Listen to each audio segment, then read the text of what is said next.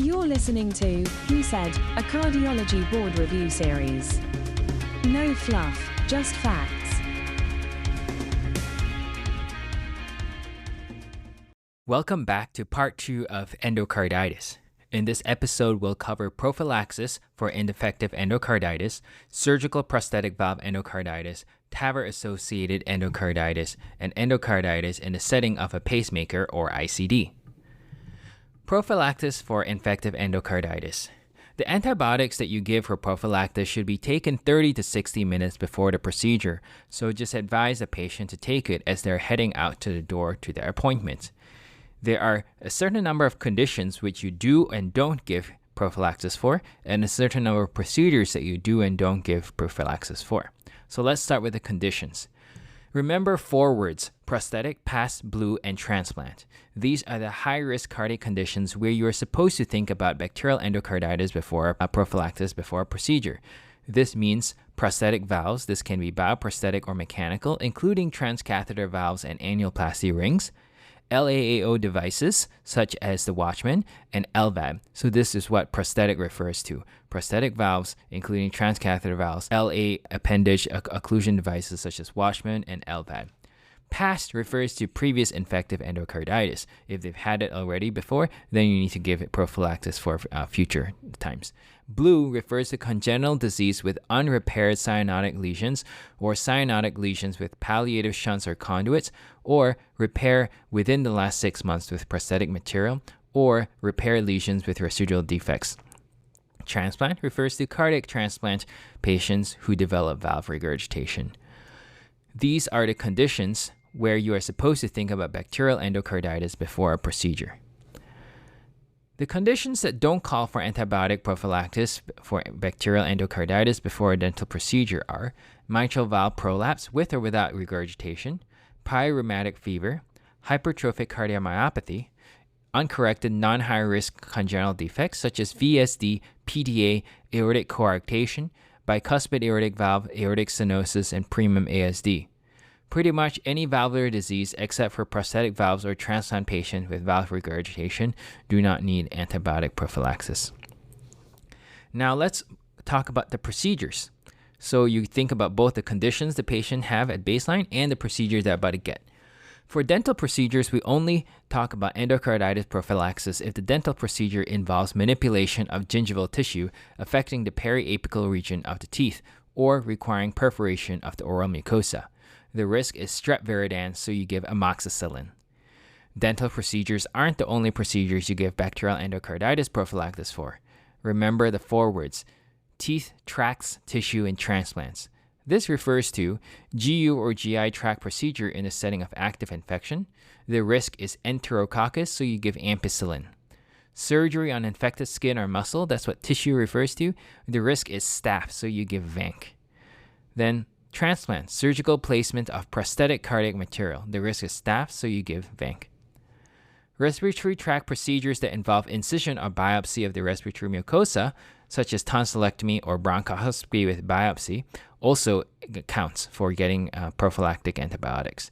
If the procedure is not one of the above, then you don't give bacterial endocarditis prophylaxis, even if they have one of the high-risk cardiac conditions as one of their comorbidities at baseline. Procedures that do not require prophylaxis are bronchoscopy that does not have biopsy, GU or GI tract procedures that have no active infection, dental injections, dental x-rays, placement or adjustment of orthodontic appliances, bleeding from trauma to lips or oral mucosa, and shedding of deciduous teeth. That is prophylaxis for infective endocarditis. Let's move on to talk about surgical prosthetic valve endocarditis. This makes up 20% of all infective endocarditis. Endocarditis occurs in 4% of patients within 5 years of prosthetic valve surgery. Infective endocarditis has a 15 to 30% in-hospital mortality and a 30 to 40% one-year mortality, so it's pretty bad. Early prosthetic valve endocarditis refers to endocarditis occurring within 60 days after placement of the prosthetic valve. Late prosthetic valve endocarditis refers to endocarditis in the subsequent months or years. Within 2 months of the surgery, the organism is usually coagulase negative staph or Staph aureus from contamination in the immediate operative or perioperative setting. 1/4 of these staph cases are MRSA. After 1 year from surgery, the organism is from presumed seeding by transient bacteremia. Staph aureus continues to be the most common cause still, but much less so than in early prosthetic endocarditis. 20% are from coagulase-negative staph, 13% from enterococci, and 11% from Streptococcus viridans. Surgical prosthetic valve endocarditis affects mechanical and bioprosthetic valves equally. Aortic prosthesis is the hardest to detect, more so than mitral, regardless of whether you're using TTE or TEE because of the shadowing. So you may need to rely on FDG PET-CT if you're trying to look for endocarditis on an aortic prosthetic valve. The prognosis tends to be poorer if the patient has older age, diabetes, heart failure, stroke, if the organism is Staph aureus or a fungus, or if there is an abscess or paravalvular extension. Prosthetic valve infective endocarditis tends to have complications at a higher rate than native valve infective endocarditis. 60% of prosthetic valve infective endocarditis will develop root abscess or valve dehiscence. Even after treatment of prosthetic valve infective endocarditis, 10% of patients will have recurrent infective endocarditis. The mortality remains high at 50% at 1 year.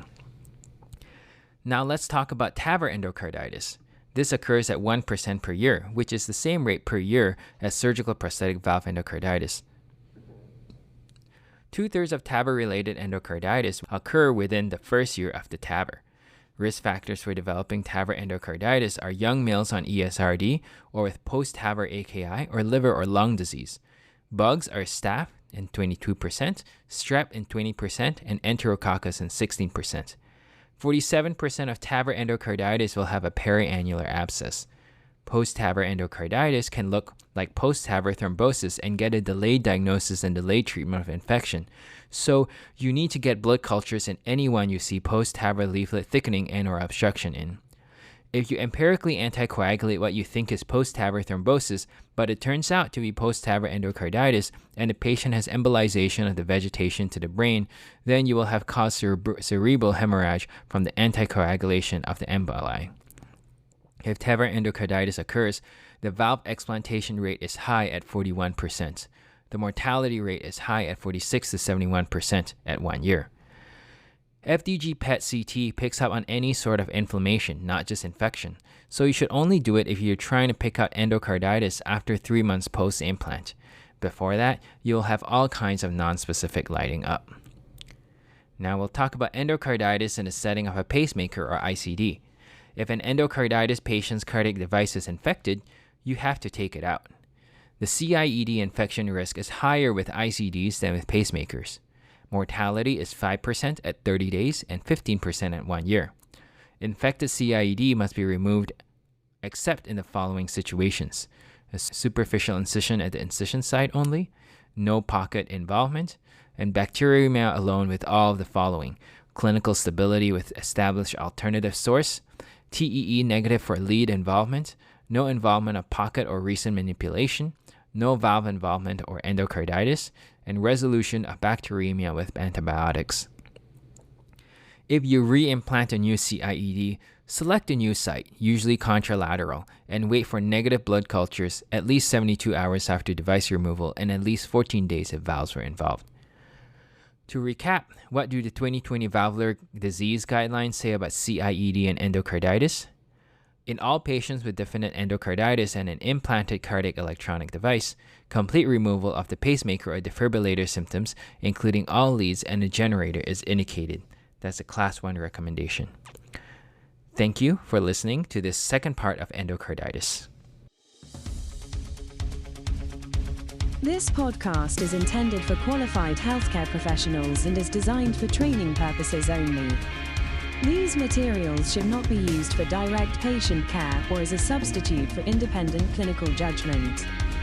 For more educational content or to submit suggestions, visit www.rehu.com/meded.